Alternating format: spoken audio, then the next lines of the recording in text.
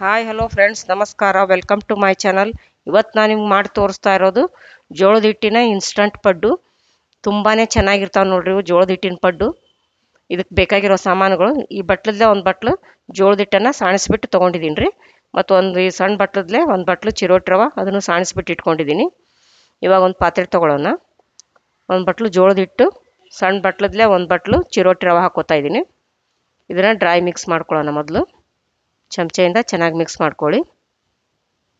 ಒಂದು ಸ್ವಲ್ಪ ಉಪ್ಪು ಹಾಕ್ಕೊಳ್ಳೋಣ್ರಿ. ಒಂದು ಸ್ವಲ್ಪ ಜೀರಿಗೆ ಹಾಕೋತಾ ಇದ್ದೀನಿ. ಎರಡನ್ನು ಹಾಕ್ಕೊಂಡು ಚೆನ್ನಾಗಿ ಮಿಕ್ಸ್ ಮಾಡ್ಕೊಳ್ಳಿ. ರವೆ ಜೋಳದ ಹಿಟ್ಟು ಜೊತೆ ಚೆನ್ನಾಗಿ ಮಿಕ್ಸ್ ಆಗಬೇಕು. ಈ ಬಟ್ಲದ್ಲೆ ನಾನು 3/4 ಬಟ್ಲು ಮೊಸರು ತೊಗೊಂಡಿದ್ದೀನಿ ರೀ.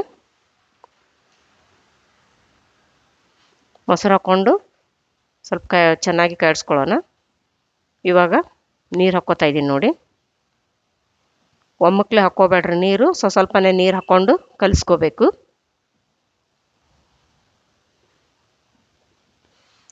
ಪಡ್ಡು ಹಿಟ್ಟಿನ ಹದಕ್ಕೆ ಕಲಿಸ್ಕೋಬೇಕ್ರಿ. ಇದನ್ನು ತುಂಬ ಚೆನ್ನಾಗಿರ್ತಾವೆ ನೋಡ್ರಿ ಜೋಳದ ಪಡ್ಡು. ಅಕ್ಕಿ ಪಡ್ಡು ಅದು ಮಾಡ್ಕೊಂಡಿರ್ತೀವಿ, ಬೇಳೆ ಪಡ್ಡು ಅದೆಲ್ಲ ಡಿಫ್ರೆಂಟ್ ಆಗಿರಲಿ ಅಂತ ನಾನು ಜೋಳದ ಪಡ್ಡು ಮಾಡ್ತಾಯಿದ್ದೀನಿ. ಇದು ಆರೋಗ್ಯ ಕೂಡ ಒಳ್ಳೇದಲ್ರಿ, ಹೆಲ್ದಿ ಇದು ಜೋಳದ ಪಡ್ಡು. ಅದಕ್ಕೋಸ್ಕರ ಜೋಳದ ಪಡ್ಡು ಮಾಡ್ತಾಯಿದ್ದೀನಿ. ನೀವು ಒಂದ್ಸಲ ಜೋಳದ ಹಿಟ್ಟಿನ ಪಡ್ಡು ಮಾಡಿಕೊಂಡು ತಿಂದು ನೋಡಿ ಟೇಸ್ಟ್ ಹೇಗಿದೆ ಅಂತ ಮರೆಯದೇನೆ ತಿಳಿಸ್ರಿ. ಬೇಗನೆ ಆಗ್ತಾವೆ ಮತ್ತು ಇವು ತುಂಬ ಚೆನ್ನಾಗಿರ್ತಾವೆ ನೋಡಿರಿ.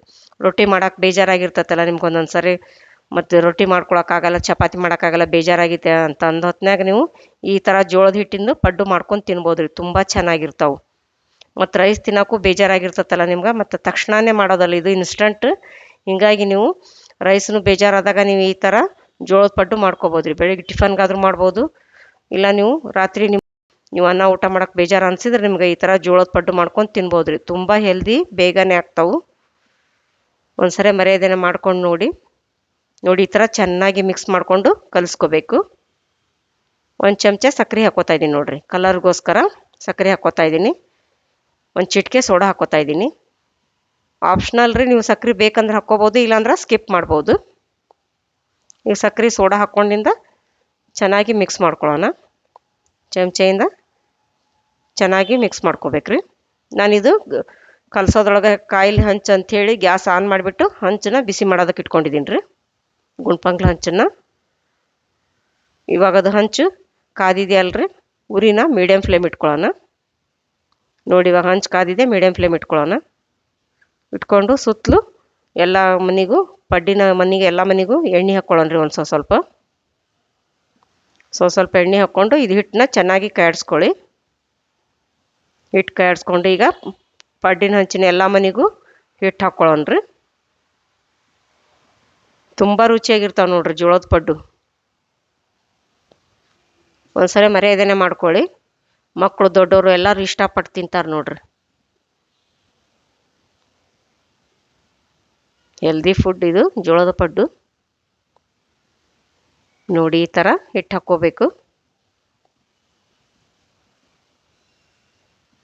ಹಾಕ್ಕೊಂಡ್ಬಿಟ್ಟು ಈಗ ಒಂದು ಪ್ಲೇಟ್ ಮುಚ್ಕೊಳ್ಳೋಣ್ರಿ. ಬೇಗನೆ ಬೇಯಲಿ ಅಂಥೇಳಿ ಪ್ಲೇಟ್ ಮುಚ್ಕೊತಿದ್ದೀನಿ. 1 ನಿಮಿಷ ಬಿಟ್ಟು ಪ್ಲೇಟ್ ತಗೊಳ್ಳಿ. ಈಗ ನೋಡಿ ಒಂದು ಸೈಡ್ ಬೆಂದಿದೆ ಅಲ್ಲ, ಅದನ್ನು ಹೊಳಿಸಾಕೊಳ್ಳೋಣ. ಕಡ್ಡಿ ಸಹಾಯದಿಂದ ಹೊಳಿಸಾಕೋತಾ ಇದ್ದೀನಿ ನಾನು. ನೀವು ಚಮಚೆ ಬೇಕಂದ್ರೆ ಚಮಚೆ ಸಹಾಯದಿಂದ ಹೊಳಿಸಾಕೋಬೋದು. ಈಗ ನೋಡಿ ಎಲ್ಲ ಮನೆ ಪಡ್ಡನ್ನ ಹೊಳಿಸಾಕೊಳ್ಳೋಣ. ನೋಡಿ ಕಲರ್ ಎಷ್ಟು ಚೆನ್ನಾಗಿ ಬಂದಿದೆ, ನೋಡಿ ಎಷ್ಟು ಚೆನ್ನಾಗಿ ಬೆಂದಿದೆ. ಈಗ ಮೇಲೆ ಒಂದು ಸ್ವಲ್ಪ ಎಣ್ಣೆ ಹಾಕೋತಾ ಇದ್ದೀನಿ ನೋಡಿ. ತುಂಬ ರುಚಿಯಾಗ್ಯಾವ ನೋಡ್ರಿ.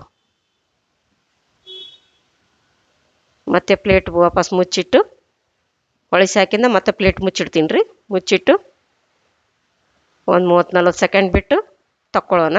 ಅಂದರೆ 2 ಸೈಡು ಚೆನ್ನಾಗಿ ಬೆಂದಿರ್ತಾವೆ. ಹೊಳಿಸಿ ಹಾಕಿಂದ ಪ್ಲೇಟ್ ಮುಚ್ಚಿದ್ರೆ ಮತ್ತೆ 2 ಸೈಡು ನೋಡಿ ಎಷ್ಟು ಚೆನ್ನಾಗಿ ಬೆಂದಿದೆ ನೋಡಿ. ಈ ಥರ ಚೆನ್ನಾಗಿ ಬೆಂದಿರ್ತಾವೆ. ಅದಕ್ಕೋಸ್ಕರ ಹೊಳಿಸಿ ಹಾಕಿಂದ ಮತ್ತೆ ಪ್ಲೇಟ್ ಮುಚ್ಚಿಟ್ಕೊಂಡು ಸಣ್ಣ ಉರಿಯಲ್ಲಿ ಬೇಯಿಸ್ಕೊಳ್ಳಿ. ನೋಡಿ ಈಗ ಪ್ಲೇಟಿಗೆ ತಗೊಂಡ್ವೆಲ್ಲ, ಇನ್ನೊಂದು ಒಬ್ಬೆ ಹಾಕಿ ತೋರಿಸ್ತೀನಿ ನೋಡಿ. ಮೊದಲು ಹಾಕಿದ್ರಲ್ಲ ಅದೇ ಥರ ಎಲ್ಲ ಮನೆಗೂ ಎಣ್ಣೆ ಹಾಕ್ಕೋಬೇಕು. ಎಣ್ಣೆ ಹಾಕ್ಕೊಂಡ್ಮೇಲೆ ಹಿಟ್ಟು ಹಾಕ್ಕೊಳ್ಳೋಣ್ರಿ. ಜೋಳದ ಹಿಟ್ಟು ಎಲ್ಲ ಮನೆಗೂ ಹಾಕ್ಕೋಬೇಕು.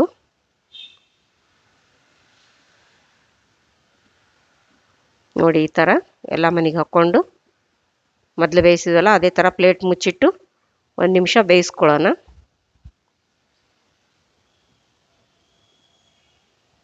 ಈಗ ಸುತ್ತಲೂ ಎಣ್ಣೆ ಹಾಕ್ಕೋತಾ ಇದ್ದೀನಿ ನೋಡಿ, ಒಂದು ಸ್ವಲ್ಪ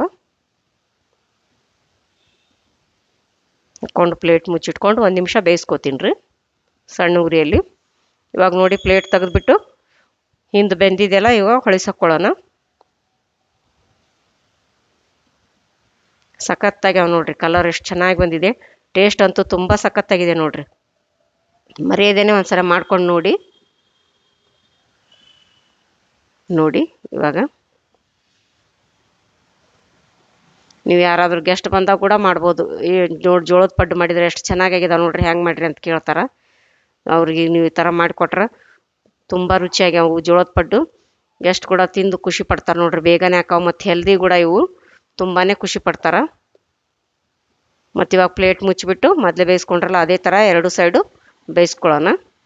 ನೋಡಿ ಬೆಂದು ಆಗ್ಯಾವ್ರಿ. ಈಗ ತಟ್ಟಿಗೆ ತಕ್ಕೊಳ್ಳೋಣ. ತಟ್ಟಿಗೆ ತಗೊಂಡು ಅದೇ ಥರ ಎಲ್ಲ ಪಡ್ಡು ಮಾಡ್ಕೋಬೇಕ್ರಿ. ಇವಾಗ ಗ್ಯಾಸ್ ಆರಿಸ್ಬಿಟ್ಟು ನೋಡಿ ಇವನ್ನ ತಟ್ಟೆಗೆ ಸರ್ವ್ ಮಾಡ್ಕೊಳ್ಳೋಣ. ನೋಡಿ ಎಷ್ಟು ಚೆನ್ನಾಗಿದ್ದಾವೆ ನೋಡಿ, ಟೇಸ್ಟ್ ಅಂತೂ ಸಖತ್ತಾಗ್ಯಾವ ನೋಡ್ರಿ. ಇವಾಗ ಇದನ್ನು ಚಟ್ನಿ ಜೊತೆ ನಾನು ಸರ್ವ್ ಮಾಡಿದ್ದೀನಿ, ಟೇಸ್ಟ್ ಮಾಡಿ ನೋಡ್ರಿ. ಈಗಿದು ಸವಿಯಲು ಸಿದ್ಧ. ಈ ವಿಡಿಯೋ ನಿಮಗೆ ಇಷ್ಟವಾದಲ್ಲಿ ದಯವಿಟ್ಟು ಲೈಕ್ ಮಾಡಿ, ಶೇರ್ ಮಾಡಿ, ಸಬ್ಸ್ಕ್ರೈಬ್ ಮಾಡಿ ಮತ್ತು ಬೆಲ್ ಬಟನನ್ನು ಒತ್ತಿರಿ. ನೀವು ಬೆಲ್ ಬಟನ್ ಒತ್ತೋದ್ರಿಂದ ನಾನು ಹಾಕೋ ಮುಂದಿನ ವಿಡಿಯೋ ನಿಮ್ಗೆ ಮೊದಲು ಬರ್ತಾವ್ರಿ. ಧನ್ಯವಾದಗಳು.